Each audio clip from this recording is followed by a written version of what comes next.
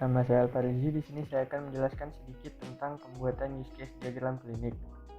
Di use case sendiri terdapat 3 elemen, yaitu use case, aktor, dan sistem boundary. Pada use case ini terdapat 4 aktor, yaitu pasien, penjadwal, dokter, dan juru tulis. Akan kita tambahkan di sini ada 4 aktor untuk pasien, penjadwal, dokter, dan juru tulis. Di sini masing-masing akan kita beri nama sesuai dengan aktor yang ada.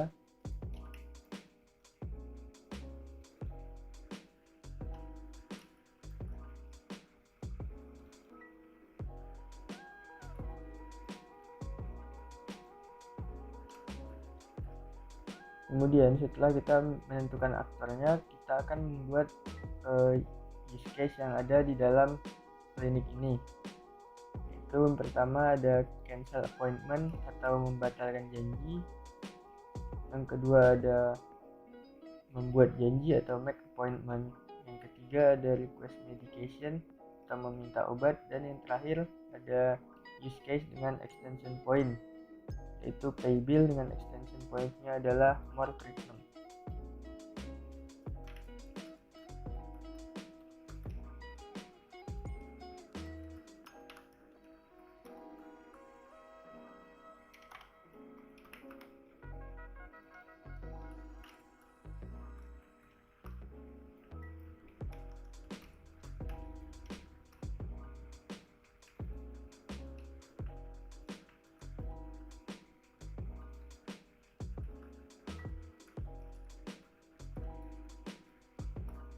Kemudian setiap aktor pastinya akan terhubung dengan satu atau lebih use case. Contohnya di sini ada pasien yang akan terhubung dengan masing-masing use case karena pasien adalah yang meminta atau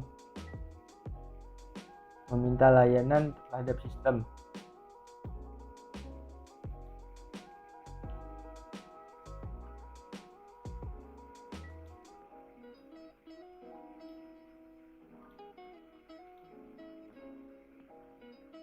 Dan yang dari ketiga aktor lainnya adalah yang akan merespon permintaan dari si pasien, yaitu salah satunya si scheduler, kemudian yang akan merespon permintaan dari pasien yaitu cancel appointment dan make appointment.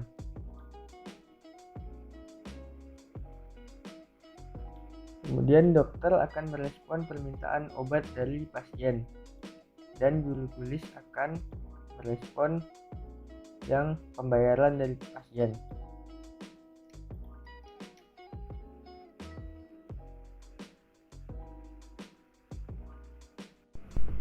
Setelah itu di dalam use case ini juga terdapat include use case dan extend use case, yang mana include use case adalah ketika base use case dilakukan maka include use case juga akan dilakukan, dan extend use case adalah ketika base use case dilakukan maka tidak selalu extend use case dilakukan juga. Jadi di sini ada include use case seperti ini adalah check patient record.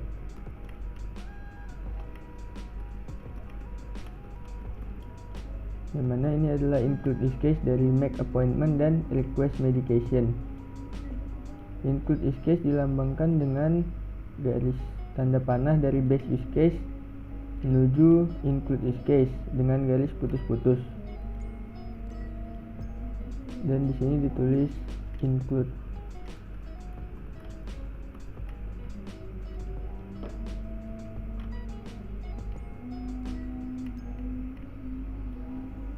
Kemudian di sini juga dari request medication menuju check patient record dengan garis putus-putus juga, yang menandakan itu adalah include use case.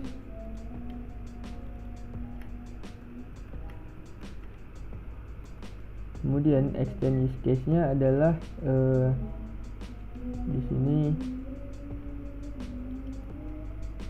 adalah menunda pembayaran atau defer payment. dilambangkan dengan garis putus-putus juga dari extend use case menuju base use case-nya.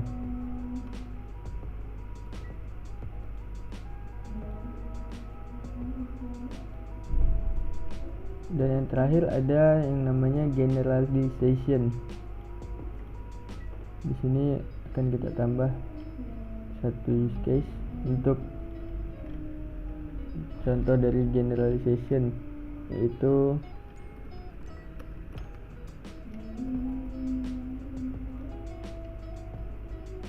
yang dilambangkan dengan garis tanda panah seperti ini. Dari use case yang ini menuju use case ini, sehingga akan kita balik jadi seperti ini.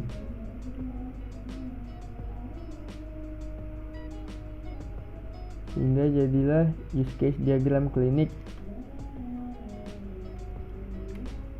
yang lengkap dari aktor, use case, dan sistemnya. Sekian dari saya, terima kasih. Assalamualaikum warahmatullahi wabarakatuh. Baiklah, Assalamualaikum warahmatullahi wabarakatuh. Perkenalkan, nama saya Farhan Pratama.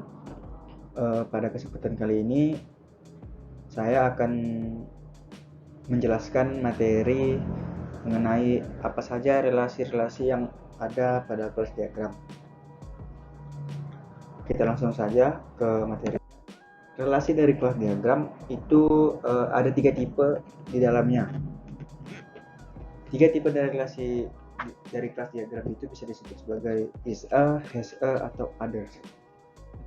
Untuk tipe relasi is a itu ada 2, yaitu ada generalization, realization atau inheritance. Untuk has a itu ada aggregation, dan untuk others ada association dan dependency. Untuk lambang-lambangnya sendiri bisa dilihat. Generalization dilambangkan seperti ini, inheritance ini, dan seterusnya. Selanjutnya tentang generalization.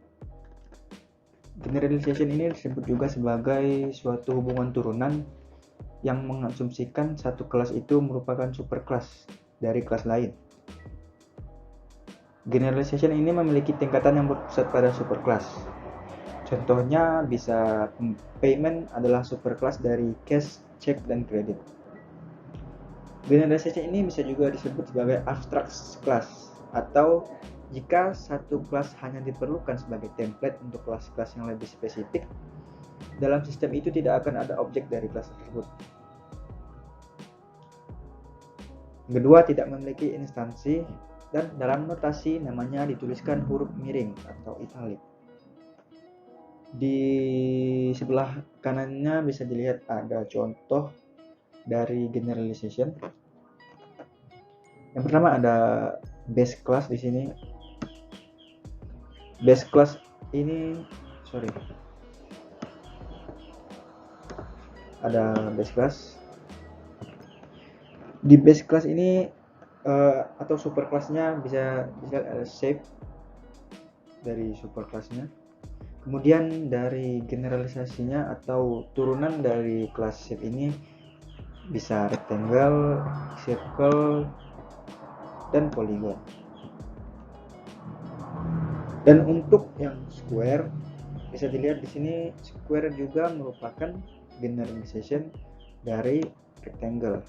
Jadi rectangle ini bisa juga dibilang sebagai kelas-kelas yang spesifik, tetapi di square ini tidak mempunyai objek dari kelas yang bisa disebut hampir sama sebagai superkelas tersebut, atau abstract class bisa disebut. Untuk lambang dari generalization bisa dilihat di sini. Jika kita ingin membuat generalization, digambarkan seperti ini, di sini juga seperti ini, atau kalau banyak turunannya bisa dibuat seperti ini.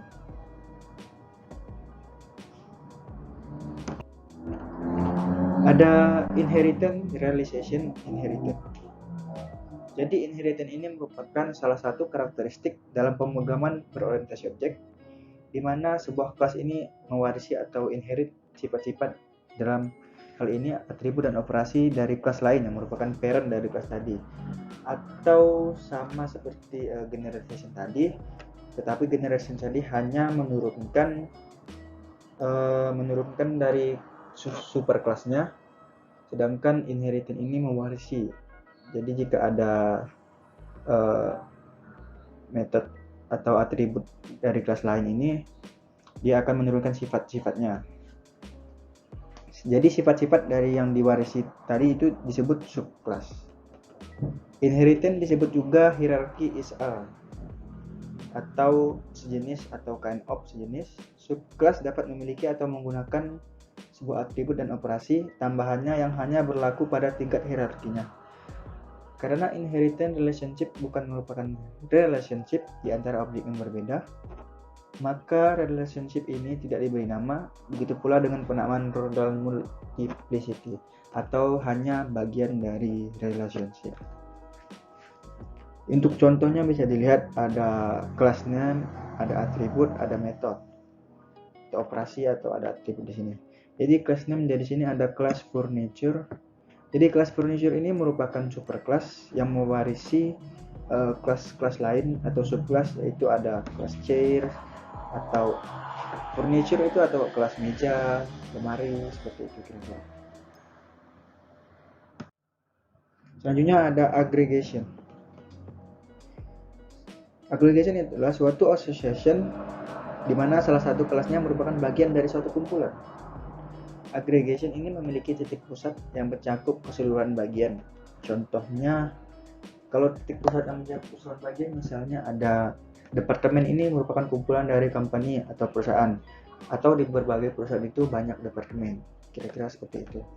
Aggregation merupakan bentuk khusus dari asosiasi di mana induk terhubung dengan bagian-bagiannya.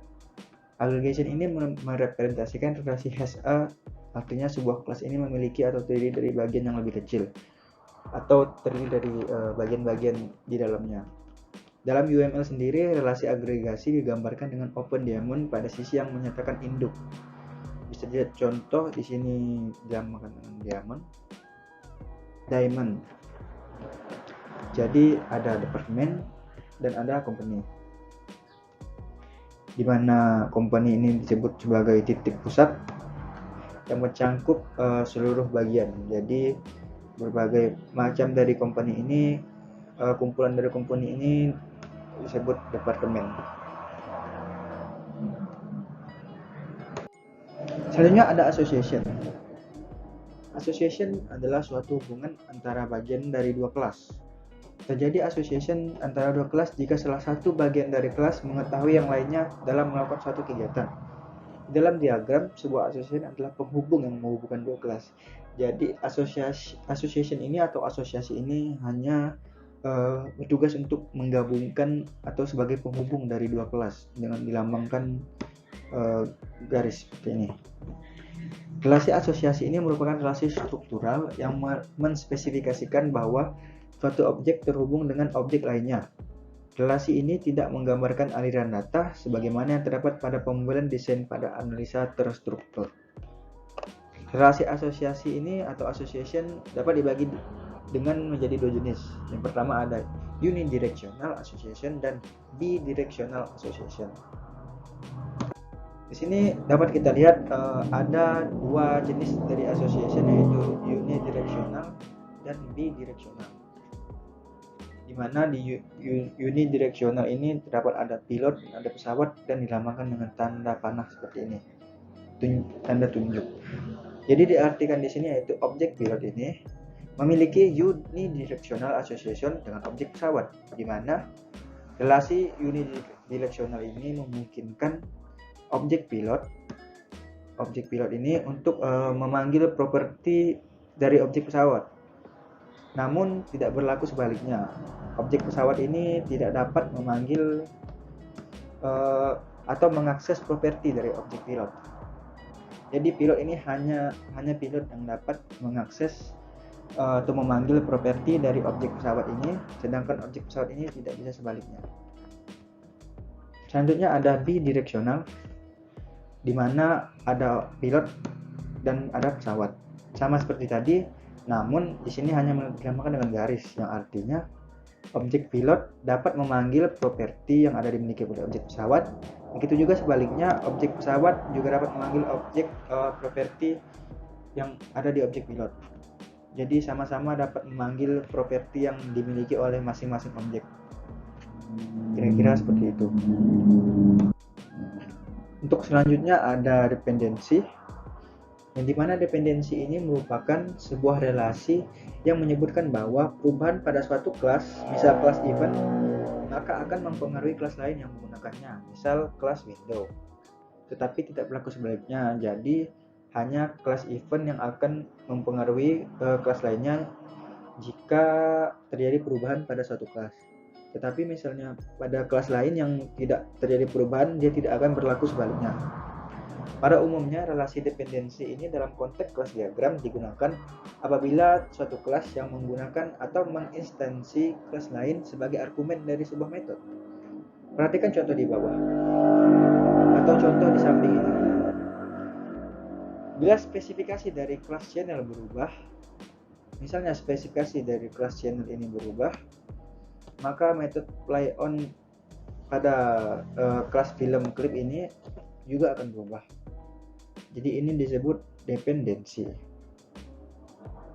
Atau misalnya channel ini berubah, misalnya berubah gitu, terjadi perubahan pada kelas channel ini, dia yang kelas lainnya juga akan mempengaruhi perubahan tersebut, akan mempengaruhi kelas lain. Kira-kira seperti itu. Dan dependensi ini dilambangkan dengan garis putus-putus tanda panah. Yang terakhir ada multiplicity. Sedangkan multiplicity ini tidak termasuk ke dalam 3 tipe relasi utama tadi, namun dia juga merupakan bagian dari relasi asosiasi, yang dimana multiplicity ini dari suatu titik association adalah angka kemungkinan bagian dari hubungan kelas dengan single instant bagian pada titik yang lain. Multiplicity berupa single number, angka tunggal, atau range number, angka batasan. Pada contoh, hanya bisa satu customer untuk setiap order, tapi satu customer hanya bisa memiliki beberapa order. Jadi multiplicity ini bisa dibilang berupa angka tunggal atau angka batasan. Jadi misalnya hanya ada satu customer untuk setiap order, tapi satu customer itu hanya bisa memiliki beberapa order. Jadi bisa dibilang notasi multiplicity ini bisa dilambangkan dengan 0, 1, atau 0, bintang, atau bintang, 1 atau 1 titik bintang. Yang artinya yang pertama 0,1 atau 0 atau 1 bagian ini menerangkan n sampai m bagian, berarti banyak atau tak. Kalau yang 0 titik bintang atau bintang ini tak hingga pada jangkauan bagian, kosong. Sedangkan 1 ini tepat satu bagian, sedangkan 1 titik bintang ini sedikitnya hanya satu bagian. Bisa dilihat contohnya dari multiplicity ini, ada class person, ada address, ada professor, ada student. Dimana ini 0.1 ini merupakan satu bagian dari address, atau addressnya sini itu tepat satu bagian dari kelas person. Kira-kira seperti itu. Baiklah, hanya itu yang dapat saya sampaikan. Kurang lebihnya mohon maaf. Untuk materi selanjutnya akan saya berikan kepada rekan saya. Perkenalkan, nama saya Yuan Saden Putra Pratama. Pada kali ini saya akan menjelaskan kelas diagram, yang dimana sebagai contoh kasusnya di sini ada pembelian barang. Kita dapat lihat di sini ada kelas customer, yang merupakan kelas yang mewakilkan pelanggan yang akan memesan. Selanjutnya kelas order merupakan parent kelas dari order detail.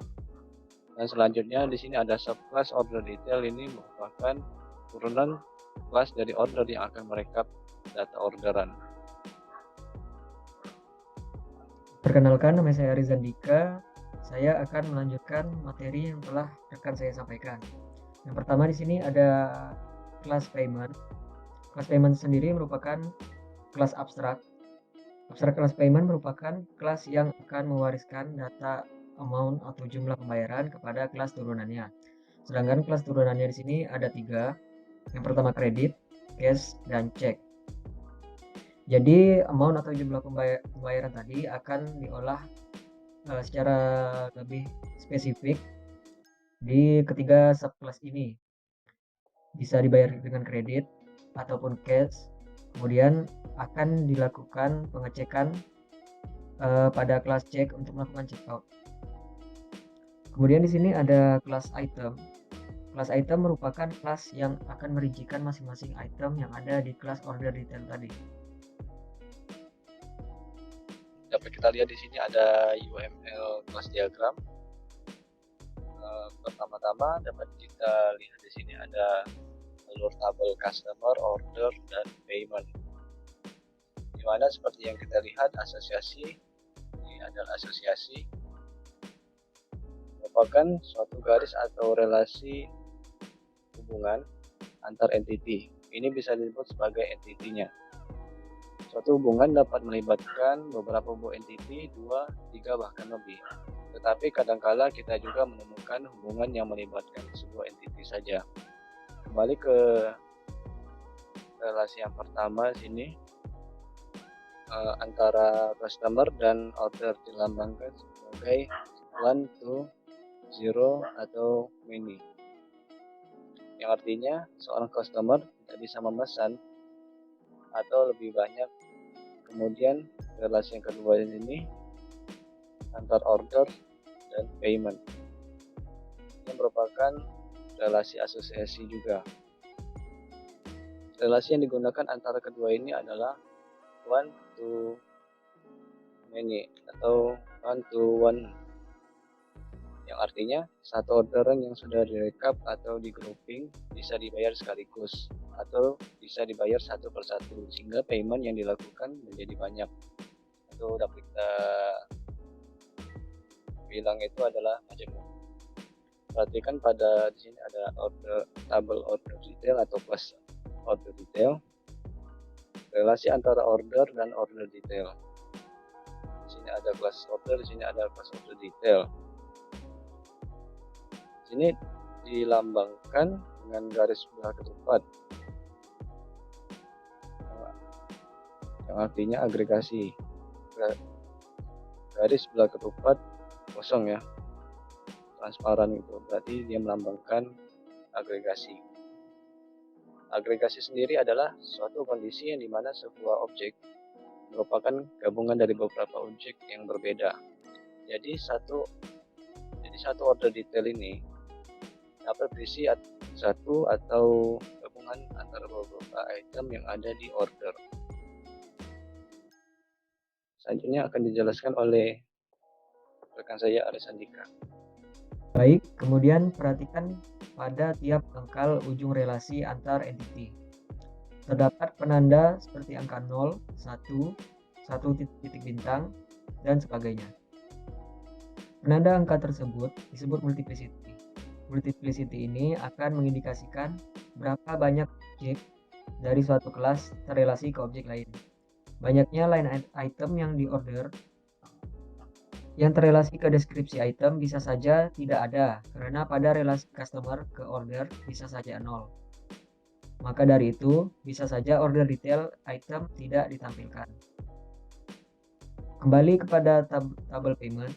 Tabel payment merupakan abstrak kelas, yang artinya kelas ini memiliki detail yang tidak spesifik, yang biasanya ditujukan untuk pewarisan sifat.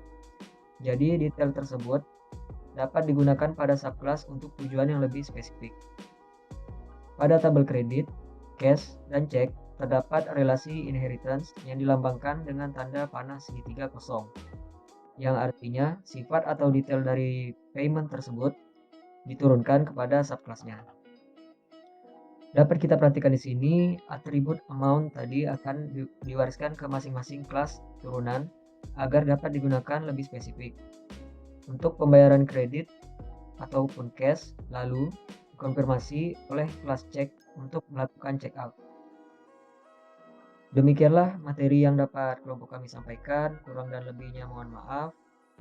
Wassalamualaikum warahmatullahi wabarakatuh.